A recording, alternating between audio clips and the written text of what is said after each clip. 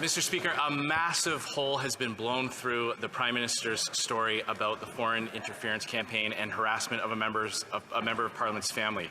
We now have confirmation that CSIS informed the National Security Advisor to the Prime Minister that members of Parliament's families were being targeted by an operative from the communist regime in Beijing and to intimidate that member's family because of a vote in this House of Commons. The Prime Minister claims that he only found out about it on Monday. We now know they've known about this for 2 years. So why have they allowed this operative to continue this interference campaign, Mr. Speaker? The Honourable Minister of Public Safety.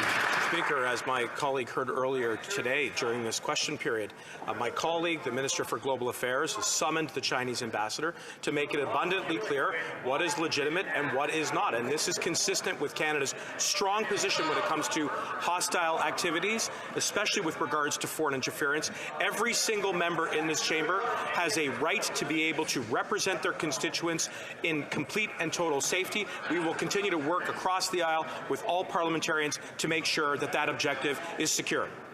The Honourable Member for Regina Capel. So, Mr. Speaker, it sounds like the Minister of Public Safety is saying that the Chinese consular office had to be told what's allowed and what's not allowed in Canada when it comes to foreign interference. And that's their excuse for letting this operative stay?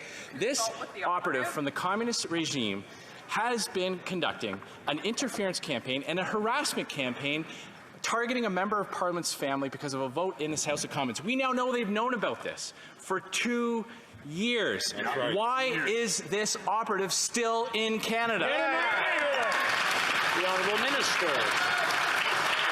Mr. Speaker, there's one thing I'll agree on, and that is Canada's will always be clear about what the boundaries are and what is right, what is legitimate, and what is lawful, and what is not. And I'll tell you something else, Mr. Speaker. That is a far better approach than the one that the Conservatives proposed when we were getting the two Michaels back, which would have been to capitulate to the People's Republic of China. We'll never do that. We'll always stand up for human rights. We got the two Michaels back, and we'll make sure we protect all members in this chamber so we can uphold our democracy. The Honourable Member for Trois-Rivières. Mr. Speaker, CSIS published its annual report this morning, and it confirms the existence of police stations, Chinese police stations in Quebec and in Canada.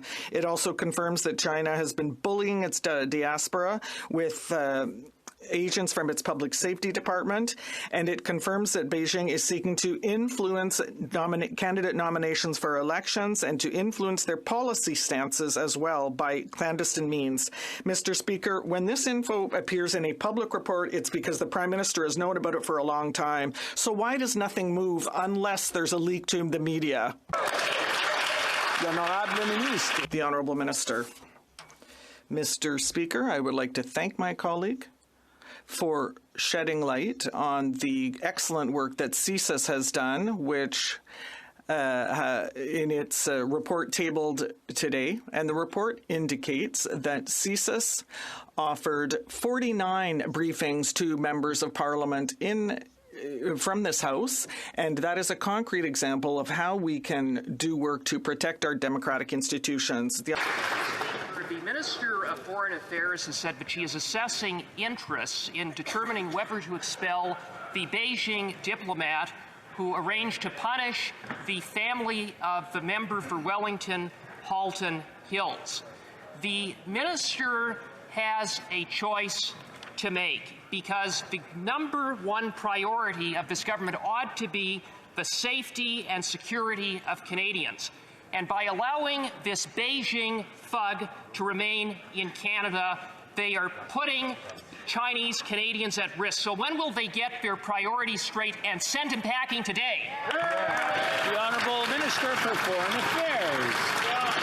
Of course, when it comes to foreign interference, we will never tolerate it, and that's exactly what I said to my counterpart when I met with him a month ago, and that's also why we summoned the Chinese ambassador a bit earlier today. Now, Mr. Speaker, we're also, as a thoughtful government, assessing all the interests that are at stake. Why? Because we know, based on the two Michaels' experience, that when it comes to the PRC, they will take action and will have an impact on our diplomatic, consular, and economic interests. That being said, all options are on the table, including the expulsion of diplomats. Thank you so much.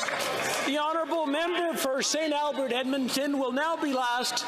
We'll now go to the honourable member for... Mr. Speaker, Beijing operative Zhao Wei sought information and the whereabouts of the family from the Member of Parliament from Wellington, Halton Hills, so that they could make an example of him. This is a direct threat against a sitting member of this House and their family. Zhao Wei is still in this country. The response from the Liberals today is to blame a sitting member of Parliament. Victim blame. Mr. Speaker, when will the Prime Minister do his job? Stop blaming victims, send a message to Beijing, and send Zhao Wei home.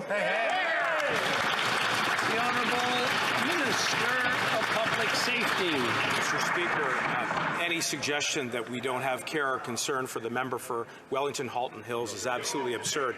I've reached out to that member. We made sure that we got a briefing. We'll continue to support him and all members in this chamber because every member of Parliament, indeed every parliamentarian, has a right to represent their constituencies. We need to do this work together so that we can push back against the forces of foreign interference and uphold our democracy. The Honourable Member for Bellechasse-les-Chemins-Lévis. Thank you, Mr. Speaker. According to the Vienna Convention, it is possible to expel diplomats. The Prime Minister should send that memo to caucus. But the Minister of Foreign Affairs can't seem to make up her mind, and Liberal parliamentary secretaries are blaming the member for Wellington Halton Hills, a man who is very respected in this House. Everything is upside down. Instead of turning aside, will this Prime Minister expel that diplomat who should be persona non grata? The Honourable Minister. Mr. Speaker, as I previously mentioned, my honourable colleague for Foreign Affairs called in the Chinese ambassador to underscore that there are activities that are legitimate and others that are not legitimate, and in fact that are considered foreign interference. We will continue to condemn what was done to protect our democratic institutions. Speaker, by allowing Zhao Wei to stay, the Liberals have given Beijing the green light to attack the safety and security of Chinese Canadians with impunity. Article 9 of the Vienna Convention gives the Minister of Foreign Affairs the unfettered discretion to expel any diplomat at any time for any reason. There is no excuse for delay. What is she waiting for? Will she expel this Beijing thug today? The Honourable Minister. Colleague, the Minister for Global Affairs, has been abundantly clear that she has convened the Chinese ambassador to make it clear where the boundaries are, and obviously will continue to condemn any foreign or hostile activities here in Canada.